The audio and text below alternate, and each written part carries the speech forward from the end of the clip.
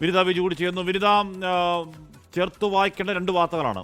നേരത്തെ വിനിത പറഞ്ഞത് രണ്ടാം ഘട്ട സ്ഥാനാർത്ഥി പട്ടിക വരുമ്പോഴും കോന്നിയും കണ്ണൂരും ഒഴിച്ചുവിടുമെന്നാണ്. രണ്ടാമത്തെ കാര്യം, നോൺ ലയബിലിറ്റി സർട്ടിഫിക്കറ്റ് കേരള ഹൗസിൽ നിന്ന് വാങ്ങി നാമനിർദ്ദേശ പത്രിക ഒരുക്കത്തിലേക്ക് കെ സുധാകരൻ ഗോദാവരിയിൽ മുറിവേറ്റ സിംഹം തയ്യാറാവുന്നു എന്നുള്ളതാണ്. രണ്ടിനെയും എങ്ങനെയാണ് ചേർത്ത് വായിക്കേണ്ടത് വിനിത?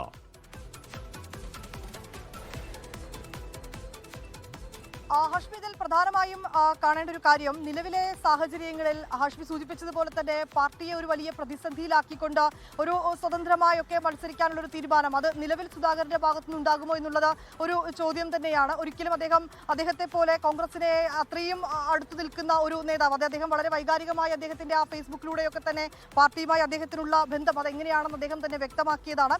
അങ്ങനെയുള്ളൊരു നേതാവ് പാർട്ടിയെ വലിയ രീതിയിൽ ഒരു പ്രതിസന്ധിയിലാക്കിക്കൊണ്ട് അങ്ങനെ സ്വതന്ത്രനായി മത്സരിക്കാനുള്ള ഒരു സാധ്യത നിലവിലെ രാഷ്ട്രീയ സാഹചര്യങ്ങൾ വെച്ച് നോക്കുമ്പോൾ നമുക്ക് അങ്ങനെ ഇല്ലെന്ന് തന്നെ പറയാം. പക്ഷേ അതേസമയം ഇപ്പോൾ നമുക്ക് ലഭ്യമാവുന്ന വാർത്തകൾ അനുസരിച്ചും ഈ രണ്ടാം ഘട്ട സ്ഥാനാർത്ഥി പ്രഖ്യാപനം ഉണ്ടാകുമ്പോഴും കോന്നിയും ഒപ്പം തന്നെ കണ്ണൂരും ഉണ്ടായേക്കില്ല എന്നൊക്കെ പറയുമ്പോൾ ഒരുപക്ഷെ ഞാൻ നേരത്തെ സൂചിപ്പിച്ചതുപോലെ തന്നെ നേതാക്കൾക്ക് വഴങ്ങിക്കൊടുക്കുകയാണോ എന്നൊരു സംശയം തന്നെയാണ് നിലവിലുള്ളത്.